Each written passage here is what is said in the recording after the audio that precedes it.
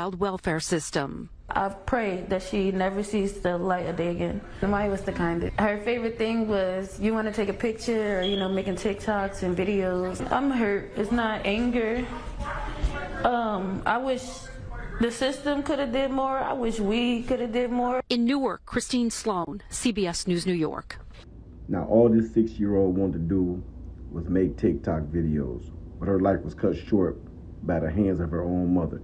Let the name Newark and Jelayah ring loud from coast to coast. Share this video. Share this video with someone you think may be in trouble, may need this information. Share this video.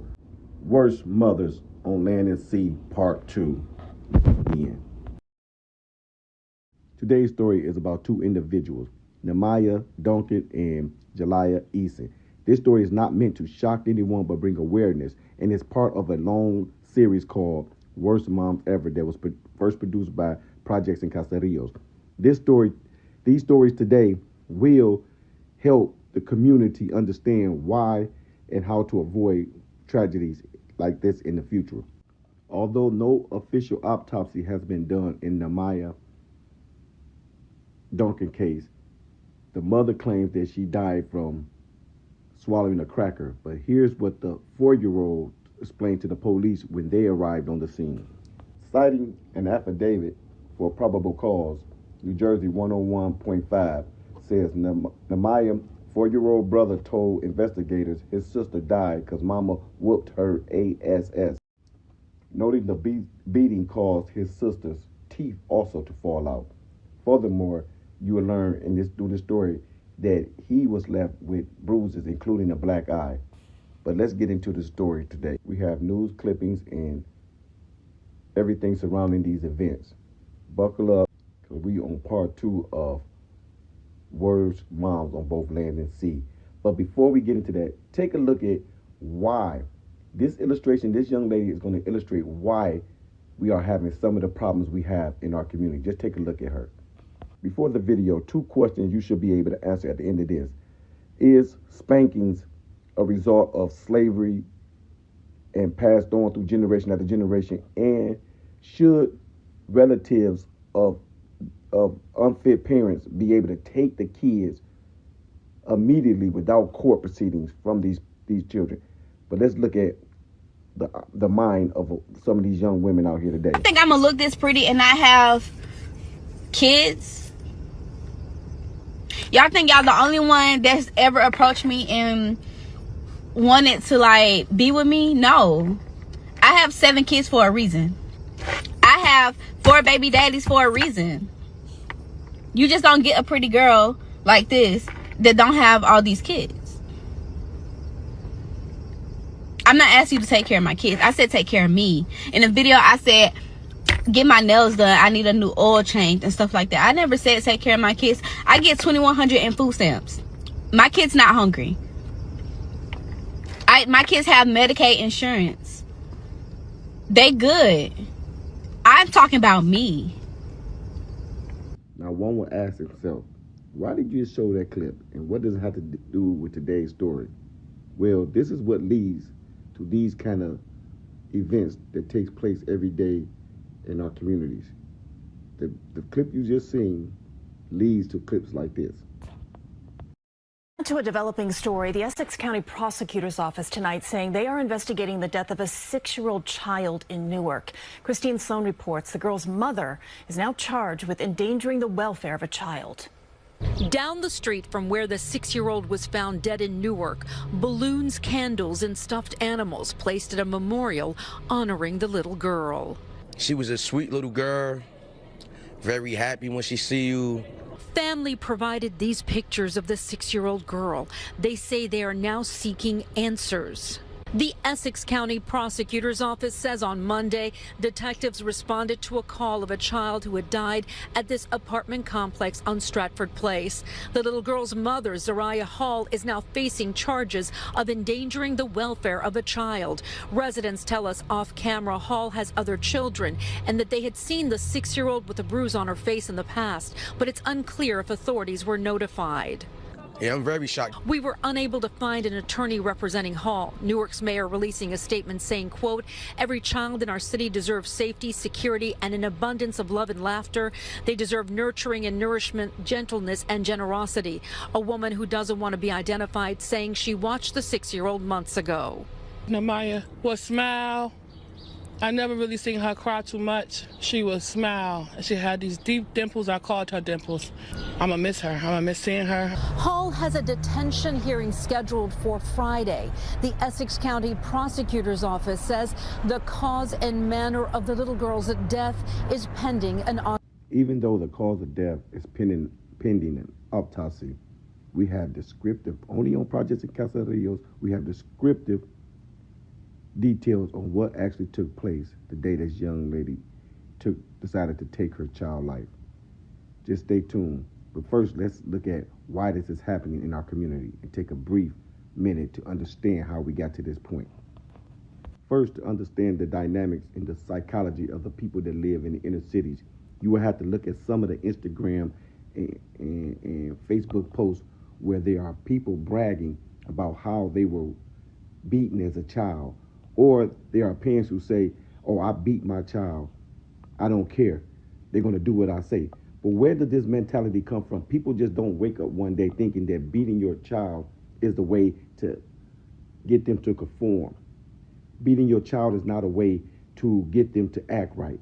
But somehow the psychology of people inside these inner cities, they have adapted that and accepted that as behavior that's normal. But how did we get to this point? We're going to take a look at that before we go deep into this story. We're going deep into this story and some of the things that happened. But before we do that, let's take a brief moment to understand the psychology and what they call the psychodynamics of things like slavery. And solving most problems is changing the narrative. Let's change the narrative. Since slavery, it's been known that beating human beings is a way to get them to conform.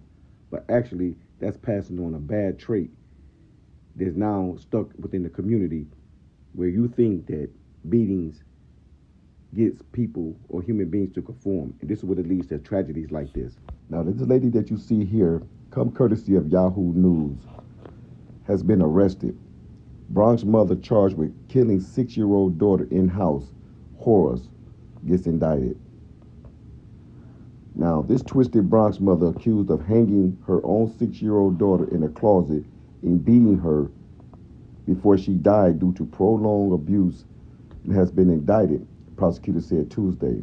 Jelayah Eason Kumar, 27, was charged with the murder and manslaughter after cops were called to the family's 12th floor apartment in New York's Forest housing last year. Officers discovered Jelayah Eason's body in the apartment, and it's chilling what they says. But medics rushed her to the Lincoln Hospital, but the little girl could not be saved. After disturbing investigation, detectives learned that between March 1st and the day of her body found, Kumar would hang little Jalia in the closet of the apartment and beat her with hard objects, officials said. This where we at? Also, in the Sakila home were Jalia's siblings, an 8-year-old boy and a 3-year-old girl who showed signs of abuse and neglect, the Daily News reported. Following Jalia's death, Eason Kumar was charged with endangering the welfare of 2 children. Both children were taken into custody by the Administrative Child Services in the wake of their sister's death. For weeks, she succumbed. Jalia knew only pain and hunger, alleged committed by her own mother, Bronx District Attorney said in a statement. We will get justice for Jalia and are providing services and support for the 2 siblings who survived the House of Horrors. Now, fatherless homes are a cause for some of the problems that we have in our community. But before we wrap everything up and I put everything in a little bow so you can understand why I did this story today, let's hear from one of the fathers the father of Newark, and what he thinks about the situation and how he could have better the outcome of this situation. And tonight, New Jersey reporter Christine Sloan spoke with the father and aunt of the little girl. The devastated father of little Newark Hall, Duncan, says he's in shock, wishing he had pushed to see his daughter more. I fought myself a lot.